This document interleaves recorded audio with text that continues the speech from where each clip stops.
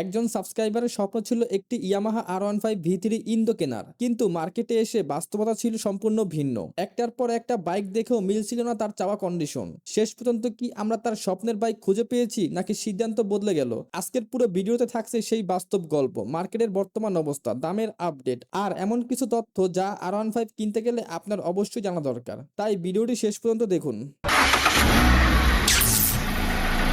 আসসালামু আলাইকুম, কেমন আছেন সবাই? আশা করি আল্লাহর রহমতে সবাই ভালো আছেন, সুস্থ আছেন। আলহামদুলিল্লাহ, আমিও আল্লাহর রহমতে ভালো আছি। আজকে আবারও চলে আসছি আপনাদের জন্য আরেকটি সেকেন্ড হ্যান্ড বাইক কিনতে। আজকের যে সাবস্ক্রাইবার ভাই, তিনি অনেক দূর থেকে এসেছেন। এই মুহূর্তে ঠিক লোকেশনটার নাম মনে নেই, তবে এত দূর থেকে শুধু একটি ভালো কন্ডিশনের বাইক নেওয়ার জন্যই তিনি আমার কাছে ভরসা করে এসেছেন।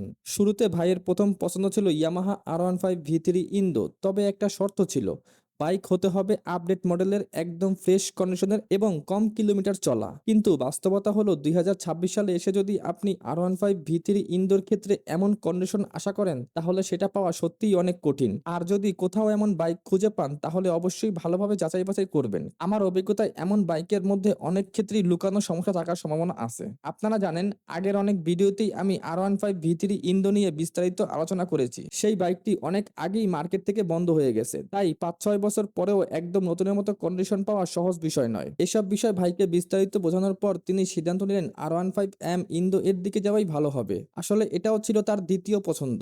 এখন যদি বাজেটের কথা বলি, তাহলে R15 V3 ইন্দো আর R15M ইন্দোর মধ্যে ভালো কন্ডিশনের বাইকের দামের পার্থক্য কিন্তু বেশ ভালোই।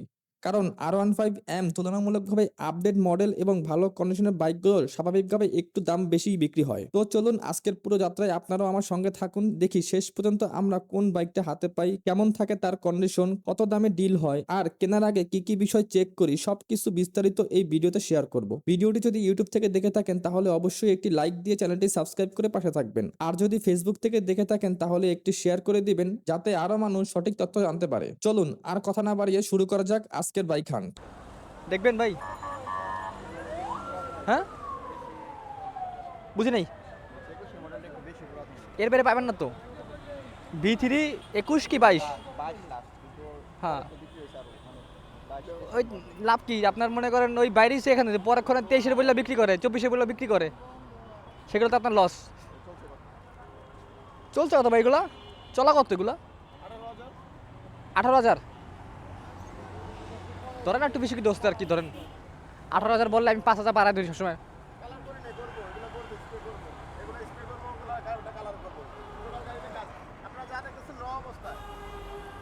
কোনো কাজ কাম কিছু করানো না এগুলো, উনি যখন সেল দিবে তখন আপনার পুরো আবার করে দিবে ফ্রেশ একদম।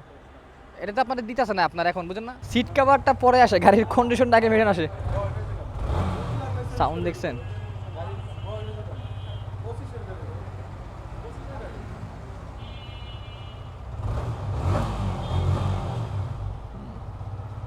সাউন্ড 100 টায়ার কন্ডিশন থেকে শুরু করে আপনার ডিস্ক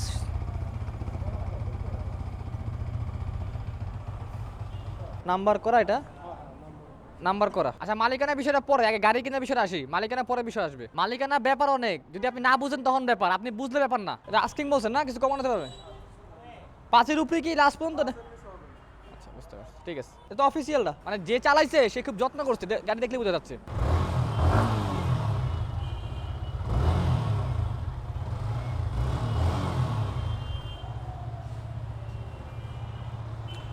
এটা এবার ইন্ডিয়ানটা। হুম হুম, ওটা সমস্যা না, ওটা টায়ারে হাওয়া কম। নিবেন কোনটা, মূলত কোনটা নিবেন, ইচ্ছা কোনটা? ভিতরি ব্ল্যাক। হ্যাঁ,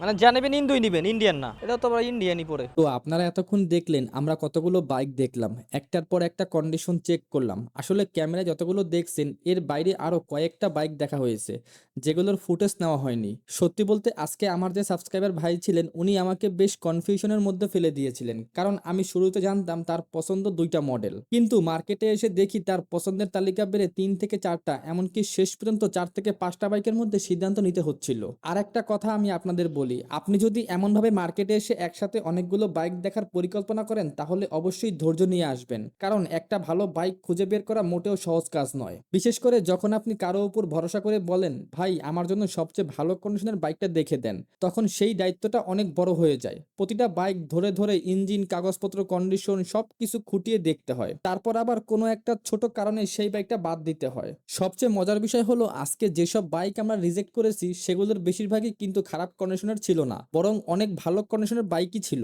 কিন্তু সমস্যা ছিল একটাই, ভাই এতগুলো মডেলের মধ্যে কোনটা নেবেন সেই সিদ্ধান্ত নিতে পারছিলেন না। তাই মাঝে মাঝে শুধু ভালো কন্ডিশনের বাইক পেলেই হয় না, নিজের পছন্দটা আগে থেকেই পরিষ্কার করে রাখাটাও খুব গুরুত্বপূর্ণ। তাহলে সময় বাঁচে, সিদ্ধান্ত নিতে অনেক সহজ হয়। তো চলুন দেখি শেষ পর্যন্ত ভাই কোন বাইকটা ফাইনাল করেন, আর সেই বাইকটা আদৌ আমাদের প্রত্যাশা পূরণ করতে পারে কিনা। 6-এর উপর সব। বাজেট নাই ভাই, তাহলে আর কথা বলে আগায় লাভ নেই। আচ্ছা ভাই, আমি তো অলরেডি বাইক কিনতেছি, আপনি আমার একটু কষ্ট করে রাতে ফোন দিন, হ্যাঁ একটু ব্যস্ত আছি আর কি। ওকে ভাই, দিন 10টার দিকে ফোন দিন, সমস্যা নেই।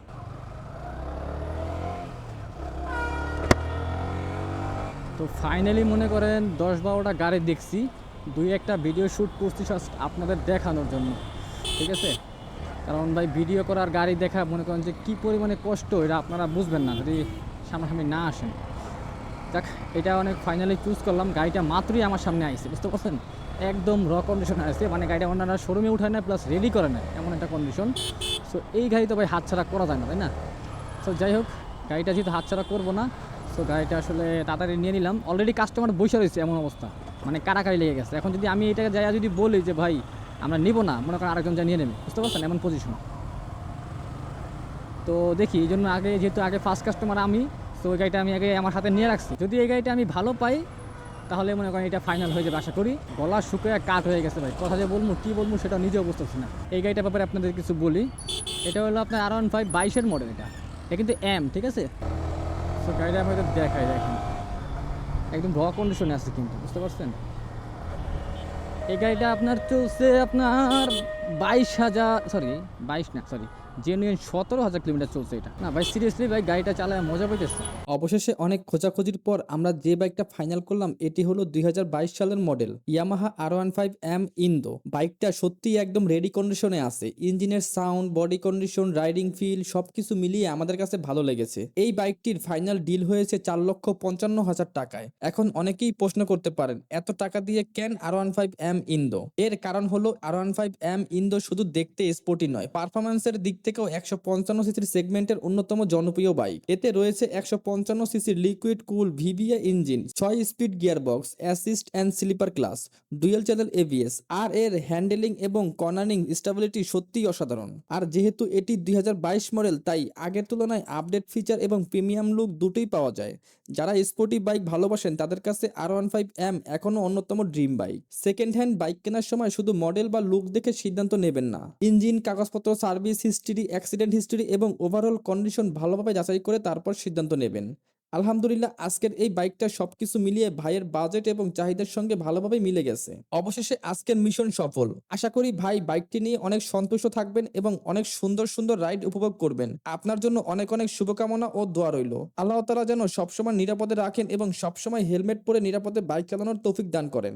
আর আপনাদের কাছে আমার একটা ছোট্ট অনুরোধ, আপনারা যদি সেকেন্ড হ্যান্ড বাইক কেনার পরিকল্পনা করে থাকেন তাহলে কখনোই তাড়াহুড়া করে সিদ্ধান্ত নেবেন না। একটু সময় নিয়ে ধৈর্য ধরে প্রতিটা বিষয় ভালোভাবে যাচাই বাছাই করে তারপর বাইক কিনবেন, কারণ একটি সঠিক সিদ্ধান্ত আপনার অনেক টাকা এবং অনেক ঝামেলা থেকে বাঁচাতে পারে। ভিডিওটা যদি আপনাদের ভালো লেগে থাকে তাহলে অবশ্যই একটি লাইক করবেন। যারা এখনো চ্যানেলটি সাবস্ক্রাইব করেননি তারা সাবস্ক্রাইব করে পাশে থাকবেন।